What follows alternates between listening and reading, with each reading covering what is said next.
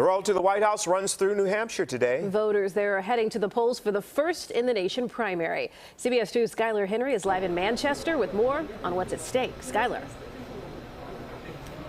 Hey, Erica, Jim, good to be with the both of you. 22 delegates up for grabs here in New Hampshire in the GOP primary race. That is why we have seen former President Trump and former Ambassador Nikki Haley crisscross this state looking to fine-tune their message. We know that the former president by far and away has a significant advantage, at least according to the recent polling that is out there. But the former ambassador looking to close that gap, if you will, as she says, would you want something that happened before, or do you want an alternative?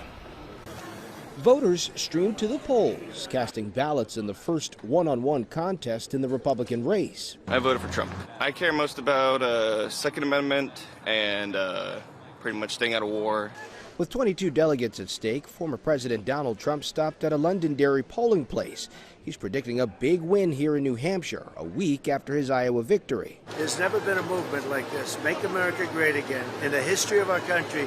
Polls favor the former president by a wide margin, but Nikki Haley is hoping to cash in with independents and anti-Trump voters. Her supporters say the former UN ambassador has what it takes to be president, especially when it comes to foreign policy. She understands the intricacies of that, understands that we need to be strong on the world stage. And right now we're perceived as weak. She just adds a very optimistic energy to the room. And that's who we want to lead our country, someone who is very positive. In fact, the results are already in from tiny Dixville Notch. All 6 registered voters cast their ballots for Haley. I'm not in the prediction business, but I do believe that now that it's a two-person race, it might be a little closer than the Trump campaign would like. Campaigning in Hampton, Haley welcomed the early sweep. You know, right now we'll take whatever we can take. It was certainly a good start. It gave us some good energy and momentum, and I'm grateful to those 6 people. She says no matter what happens in the Granite State, she'll continue to fight. And so polls close here ultimately at 8 p.m., though most of them around the state will close at 7 p.m. We got some new exit polling out that shows that many of the Republican voters here in the Granite State say that they are concerned about the state of the economy, along with immigration, foreign policy, and abortion rights issues. And Skylar, what's happening on the other ticket? We understand President Joe Biden is running a write-in campaign. How exactly does that work?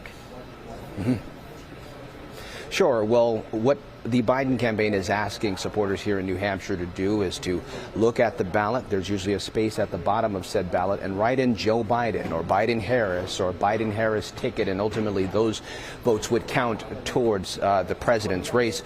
But really what we have here is that because the DNC decided to put South Carolina first in terms of the Democratic primary, because leaders as well as President Biden ultimately decided that it's more reflective of the country, the demographics, if you will.